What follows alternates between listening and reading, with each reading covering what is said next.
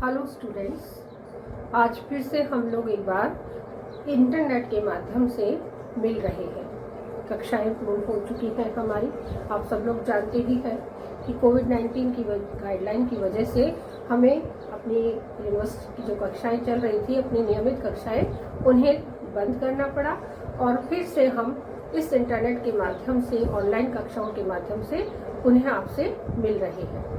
हम सब जानते हैं एग्जामिनेशन होने वाले थे और एग्जामिनेशन की डेट अब एक्सटेंड हो चुकी है और इसी वजह से हम पढ़ाई से थोड़ी अपनी दूरी बना ली है। तो ये दूरी ना रहे, इसीलिए महाविद्यालय प्रशासन ने पुनः आपसे जोड़ने के लिए, शिक्षा से पुनः सानिध्य बनाए रखने के लिए पुनः हम लोग इस तरह से बातचीत कर रहे हैं। हम चाहते हैं कि आप अपनी शिक्षा को पूर्ण गंभीरता से लें और उस गंभीरता के तहत ही हम ये ऑनलाइन कक्षाएं पुनः प्रारंभ कर रहे हैं। जैसे आप सबको मालूम है कि राजनीति विज्ञान के प्रश्न पत्र 2 हैं और दोनों ही प्रश्न पत्र को हम पूर्ण रूप से पढ़ चुके हैं। सभी बच्चों के पास नोट्स भी उपलब्ध है और सभी स्टूडेंट्स ने दोनों पहले जो वीडियोस अपलोड हुई थी वो और क्लासेस में भी जो हमने बढ़ाया था वो पूरा ही कोर्स कंप्लीट हो चुका है। टेस्ट के माध्यम से आपको पूर्ण लिखने की जानकारी भी दी जा चुकी है, लेकिन आप इससे पीछे ना हटे। आप अपनी उस रेगुलर जो नियमित पढ़ाई आपकी चल रही थी, उसी पढ़ाई को आप और भी बढ़ाते चले जाएं और नियमित रूप से पढ़ाई करें, क्योंकि एग्जामिनेशन स्थगित हुए हैं और स्थगित होने का अर्थ है कि कभी भी डेट आ सकती है और आपको कभी भी एग्जाम आपका लिया जा सकता है। तो हम आज पुनः एक बार फिर से रिवीजन के रूप में, एक नया टॉपिक तो नहीं है, आप लोग जान चुके हैं इसे, लेकिन इस टॉपिक को मैं आपको बता रही हूँ इस वर्ष के एग्जामिनेशन के हिसाब से।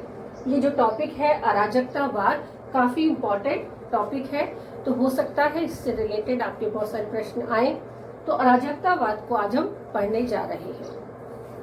तो अराजकतावाद, जैसा कि आपको मैंने समझाया था कि वाद का अर्थ विचारधारा से होता है कि जब कोई एक विचार किसी व्यक्ति के मन में आता है और वो विचार जब दूसरे लोगों से संपर्क में आता है और फिर लोग उससे और भी उस विचारों को आगे बढ़ाते हैं, उससे संपर्क साधते हैं, तो वो एक विचार नहीं रहकर विचारधारा बन जाता है। तो ऐसी ही एक विचारधारा राजनीति विज्ञान में अराजकतावाद की विचारधारा को माना है। ये अराजकतावाद एक ऐसी विचारधारा है जो हमें लिंक करवाती है आतंकवाद से, कि जैसा कि हम लोग देखते हैं कि आतंकवाद का अर्थ क्या होता है। कि आतंकवाद का अर्थ होता है परेशानी, किसी भी प्रकार की परेशानी या दुविधाओं का जब हम सामना करते हैं तो हम उसे कह सकते हैं कि आतंक है। जैसे यदि हम बंदरों से परेशान हैं तो हम कहेंगे कि बंदरों का आतंक है। तो उसी प्रकार से एक राजनीतिक विचारधारा अराजकतावाद, जिसके जन्मदाता प्रिंस क्रोपाटकिन है, इनका मानना था कि राज्य में, यानी कि विश्व राज्य हो या राष्ट्रीय राज्य हो या हमारे जो राज्य है, उस राज्य नामक संस्था का ये अराजकतावाद पूर्ण विरोध करता है। क्यों विरोध करता है? ये कहता है अराजकतावादी यानी प्रिंस क्रोपाटकिन इनके जन्मदाता है, लेकिन इसको मानने वाले समर्थकों का मानना है कि अराजकतावाद ने हमेशा से ही क्या किया है, जनता के बीच में विवशता, पृथकता और भिन्नता को जन्म दिया है। तो अराजकतावाद कोई आतंकवाद से संबंधित विचारधारा कदापि नहीं है। इसका अर्थ सिर्फ इतना सा ही है कि शासन की दबावकारी शक्तियों से ये प्रशासन को दूर रखना चाहता है, जनता को दूर रखना चाहता है कि राज्य के अंदर जो विवशता उसने भरी है, जो पृथकता हमें भरी है, जो विभिन्नता हमें भरी है, उस विभिन्नता को समाप्त करना ही अराजकतावाद का एक मकसद रहा है।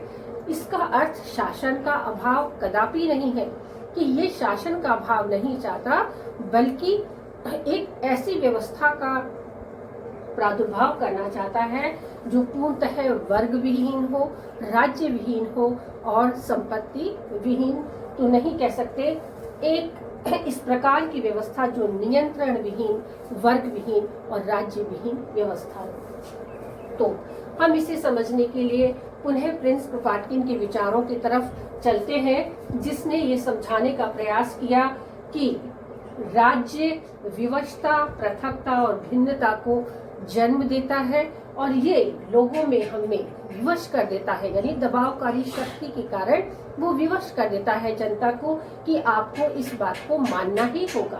वो जनता में एक प्रकार की पृथकता ला देता है कि विभिन्न प्रकार की पृथकताओं से हम दबे हुए हैं, तो वो पृथकता ये ला देता है और विभिन्न प्रकार की विभिन्नता ये पैदा कर देता है। साधारण से उदाहरण के रूप में यदि हम कहें तो राज्य ने जैसे हमको एक सामान्य से परिभाषा है कि सामान्य general, ST, SC, OBC, minority में जो हमको बांट रखा है वो एक प्रकार की क्या है, कैटेगरी है। तो वो कैटेगरी से हम लोग एक भिन्नता का अनुभव करते हैं। तो अराजकतावाद यही कहता है कि ये पृथकता क्यों, सभी मनुष्य समान है, तो उसमें ये जाति का भेद नहीं होना चाहिए, हमें पृथक नहीं करना है।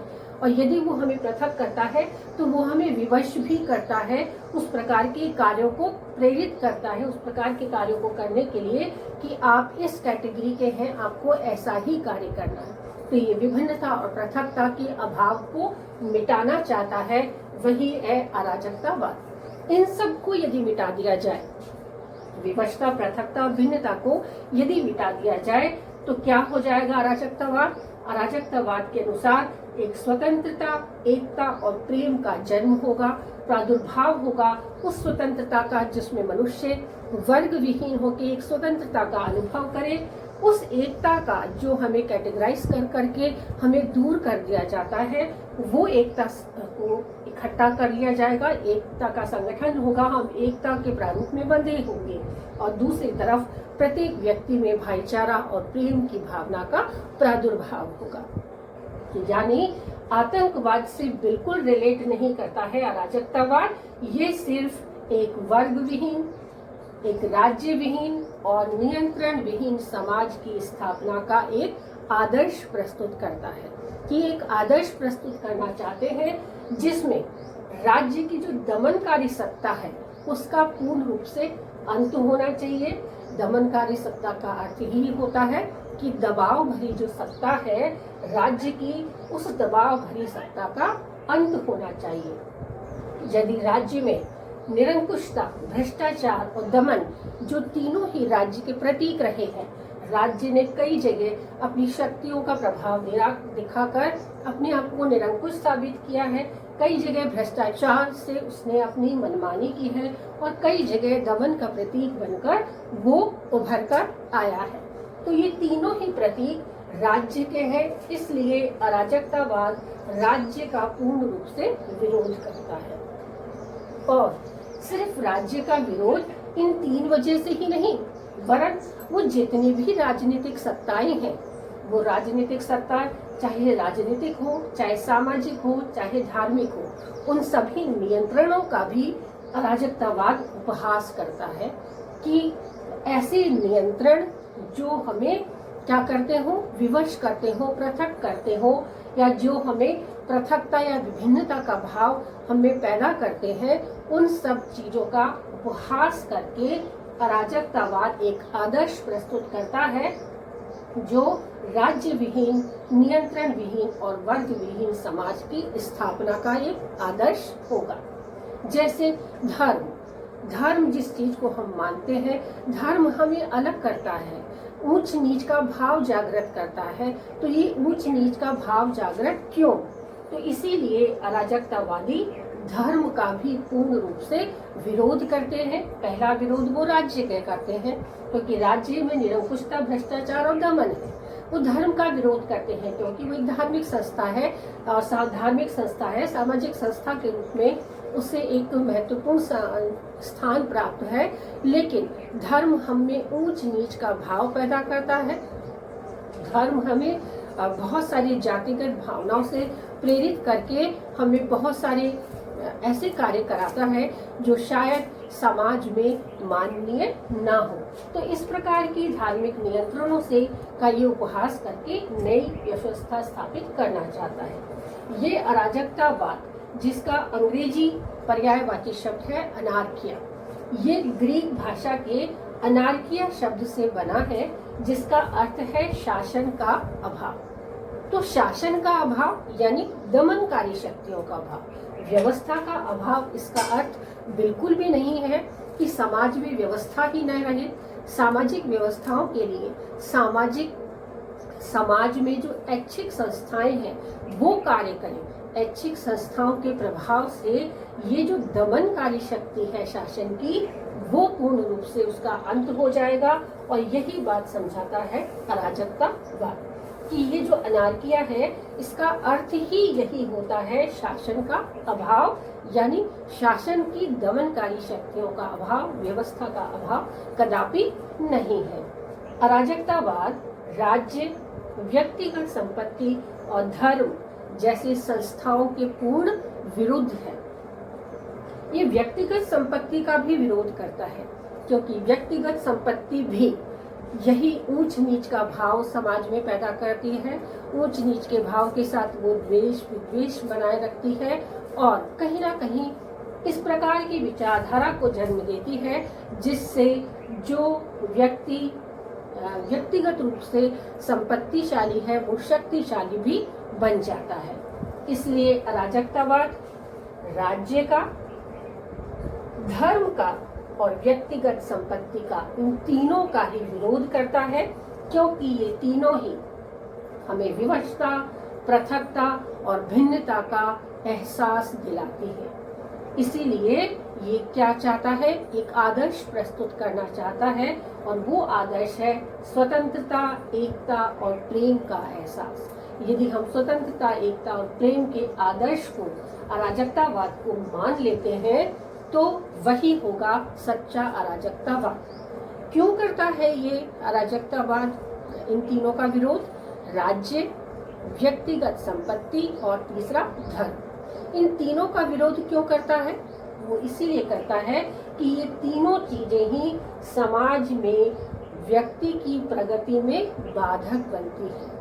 कि व्यक्ति की प्रगति में ये तीनों चीजें जब बाधक बन जाती हैं, तो उस बाधा का कोई उपाय होना चाहिए, और वो उपाय है कि सामाजिक संस्थाएं ही इस व्यवस्था को बनाए रखें। और इस व्यवस्था को बनाए रखने से जब ये व्यवस्था, सामाजिक ऐच्छिक संस्थाएं जब इस व्यवस्था को संभाल लेंगी, तो सेना, न्यायालय और कारागार जैसे जो दंड विभाग है हमारे यहाँ पर, जिसमें लाखों करोड़ों रुपए प्रतिवर्ष खर्च होता है, वो खर्च हमेशा हमेशा के लिए समाप्त हो जाएगा और निरर्थक साबित होगा। तो अराजकतावाद का मुख्य उद्देश्य यही है कि समाज में प्रगति हो। समाज में प्रगति के लिए राज्य, व्यक्तिगत संपत्ति और धर्म जैसे संस्थाएं जो व्यक्ति में विवशता, पृथकता और भिन्नता का एहसास दिलाती हैं, उसकी समाप्ति के बाद सेना, न्यायालय और कारागार जैसे जो दंड विभाग है वो पूर्ण तरह से निरर्थक साबित होंगे।